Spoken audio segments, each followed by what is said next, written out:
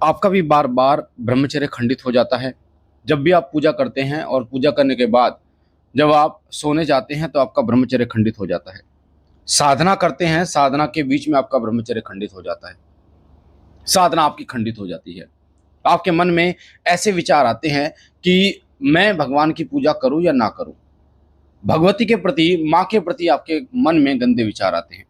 तो आखिर ऐसा क्यों होता है कि आपका ब्रह्मचर्य जो है वो खंडित हो जाता है, जबकि कई बार आप स्वयं कोई ऐसा कार्य नहीं करते हैं जिससे आपका ब्रह्मचर्य खंडित हो। आप पूर्ण श्रद्धा के साथ में, पूर्ण विश्वास के साथ में अपनी पूजा करते हैं, अपनी साधनाएं करते हैं, पर फिर भी बार बार आपका ब्रह्मचर्य जो है वो खंडित हो जाता है, जिस वजह से एक द्वेष और साथ साथ में खुद से घृणा करना आप शुरू कर देते हैं।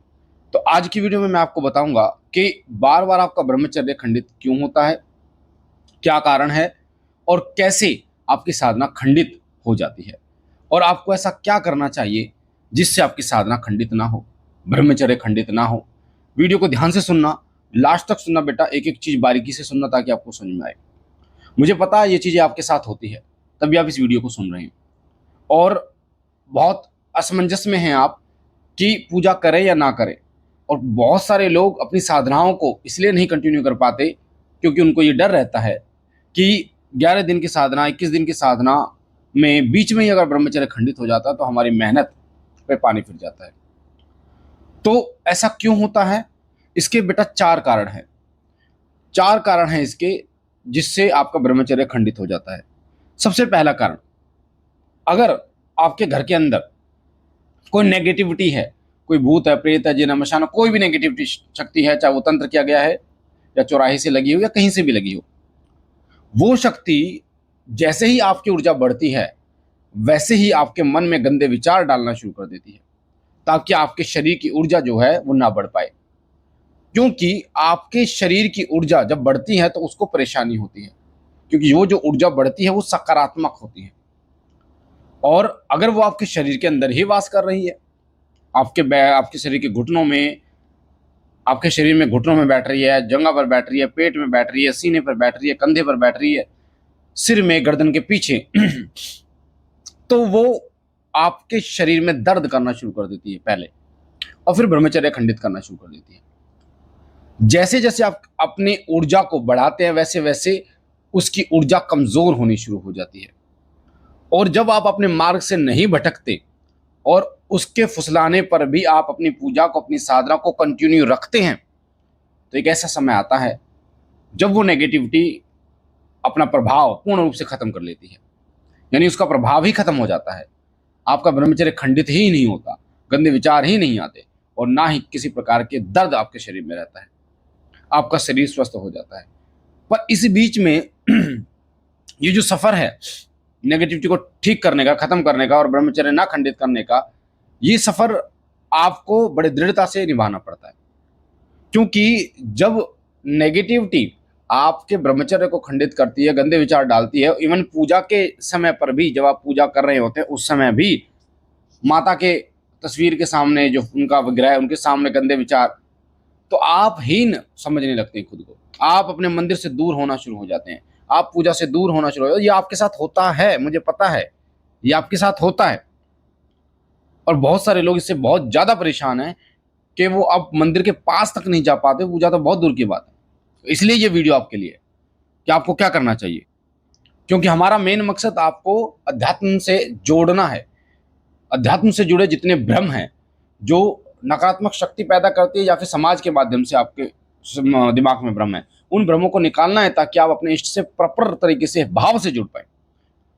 तो प्रेत आपके शरीर के अंदर, आपके दिमाग के अंदर ऐसा वहम पैदा कर देता है कि तू गंदा हो चुका है, अपवित्र हो चुका है, तू पूजा करने योग्य नहीं है, तू गंदे चीजें सोचता है, तू ब्रह्मचर्य का पालन नहीं कर पाता है। तो ऐसे समय में आपको क्या करना चाहिए? ऐसे समय में आपको सिर्फ अपनी पूजा पे ध्यान देना है। एक समय ऐसा आएगा जब वो नेगेटिविटी बिल्कुल खत्म हो जाएगी, क्योंकि ये चीज आपके लिए है। जैसे जैसे आपका ब्रह्मचर्य भी अगर मान लो खंडित होता है तो आप नहा धोकर पूजा शुरू कीजिए, उस पर आप ध्यान ही मत दीजिए, आप अपनी पूजा पे ध्यान दीजिए। दूसरी बात, आपके मन में नेगेटिव विचार आते हैं, नकारात्मक विचार आते, तो आचमन करके पूजा शुरू कीजिए। इससे ना तो नेगेटिव विचार आएंगे, आप अपनी पूजा पर ध्यान भी दे पाएंगे। और जप करना शुरू कीजिए, चलते फिरते जप कीजिए, ओम नमः शिवाय ओम का जप कीजिए चलते फिरते। आप देखेंगे बहुत ज्यादा कंट्रोल आप खुद पर कर पाएंगे। और ये समस्या बेटा छोटी नहीं है, बहुत सारे लोगों की बहुत बड़ी समस्या है। लोग पूजा नहीं कर पाते बेटा, जो नेगेटिविटी से ग्रस्त व्यक्ति हैं वो जाना चाहिए उनको मतलब इष्ट के प्रति, और जा रहे हैं वो नेगेटिविटी के प्रति। तो ये पहला कारण प्रेत का बताया। दूसरा कारण ये भी होता है, आपकी हरकतें भी होती है, इस बात को मैं इग्नोर नहीं कर सकता, ना ही हम इस चीज को ये कह सकते हैं कि आप सही हो। कई बार कई लोग जो है अपनी हरकतें नहीं सुधारते, वो गंदी चीजें देखना सुनना, इन चीजों के पीछे पड़े रहते हैं, जिसके कारण से उनके मन में इस प्रकार के विचार जो है वो जन्म लेते हैं और उसके बाद उनका ब्रह्मचर्य खंडित हो जाता है। तो ये चीज तो खुद को आपको नियंत्रण करनी पड़ेगी। अगर आप ये सोचे कि सब दोनों चीज एक साथ आप लेके चले तो नहीं हो पाएगा। खुद की हरकतों पे, खुद पर आपको जितना कंट्रोल आप कर सकते उतना करने की कोशिश आपको करनी है, कंट्रोल करना ही है। तीसरी चीज होती है, अगर आपने किसी पिशाचनी की साधना करी हो। कई लोग क्या करते हैं, पिशाचनी कर्ण पिशाचनी कान में बता देगी, कर्ण पिशाचनी कान में हमें सब कुछ बता देगी। उनको इतना इंटरेस्ट आना शुरू हो जाता है कि देवताओं को भूल कर वो पिशाचनी के पीछे पड़ जाते हैं। कर्ण पिशाचनी कान में सब कुछ बता देगी, उसकी सिद्धि करनी है। और यूट्यूब पर भी बहुत सारे जो देवता हैं हमारे, ऐसे ऐसे देवता जो महानुभव हैं, देवता हैं, देवता की उपाधि मैं उनको दूंगा, क्योंकि ये लोग समाज को बेकार भी कर रहे हैं और साथ साथ में लोगों को गुमराह भी कर रहे हैं। ठीक है। और ये देवता इसलिए मैं इन्हें कह रहा हूं क्योंकि ये देवतुल्य नहीं है, ये असुर रूप में है और असुर देवता हैं। तो ये कौन पिशाचनी साधनाओं को प्रमोट कर करके लोगों के जीवन को नरक बनाया है। देवताओं से ना जोड़कर पिशाचनियों से जोड़ना है, अप्सराओं से जोड़ना है, जो है वो दैत्यों से जोड़ना है। ऐसे ऐसे जो है बातें लोग बताते हैं। तो आपको अगर पिशाचनी सिद्धि करिए तब भी आपके साथ ऐसा हो सकता है कि पिशाचनी की साधना करने की कोशिश की तो भी ब्रह्मचर्य खंडित हो सकता है। अगर आपने अप्सरा साधना की सोची है, बहुत सारे लोग अप्सरा साधना के पीछे पड़े रहते हैं बिना गुरु के मार्गदर्शन के पड़े रहते हैं।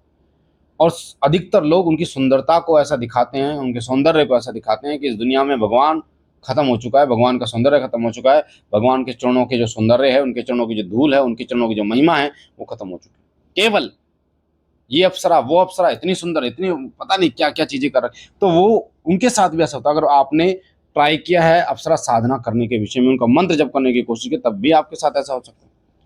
तो मैं आपको इस वीडियो में, वैसे मैंने सोल्यूशन तो बता दिया आपको क्या करना है, पर इस वीडियो को बनाने का मकसद है कि आप भगवान से जुड़ें, प्रभु से जुड़ें।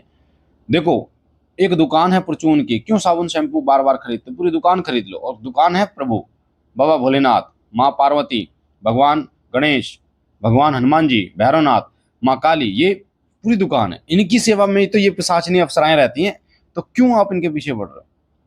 तो ध्यान दे बेटा, बिल्कुल भी ऐसा ना करें, प्रभु की भक्ति करें। भगवान की भक्ति से आगे जो है वो उनके ही चरणों की धूल है और वो आपको प्राप्त जरूर होगी।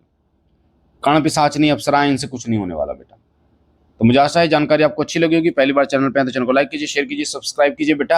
आपके सीधे हाथ पे जो लाल कलर का बटन है, और इस वीडियो को ज्यादा से ज्यादा लोगों तक बेटा पहुंचाइए, क्योंकि जो सेवा हम वीडियो बनाने के माध्यम से कर रहे हैं, वही सेवा आप वीडियो को शेयर करके कर सकते हैं, ताकि ऐसी जानकारियां और लोगों तक पहुंचे बेटा। बहुत सारे लोग पीड़ित हैं इन चीजों से, उनको पता नहीं कि क्या करना है, वो पूजा पाठ छोड़ के बैठे हैं, अपने आप को हीन समझ के बैठे हैं, अपने आप को ऐसा समझ के बैठे हैं कि मैं पवित्र हूँ, मैं बहुत ज्यादा गंदा हो चुका हूँ, मैं पूजा करने योग्य नहीं हूँ। और ऐसे लोगों तक पहुंचाइए ताकि उनके अंदर एक नया उत्साह, एक आशा की किरण आए और प्रभु की भक्ति, भगवती की भक्ति वो कर सके।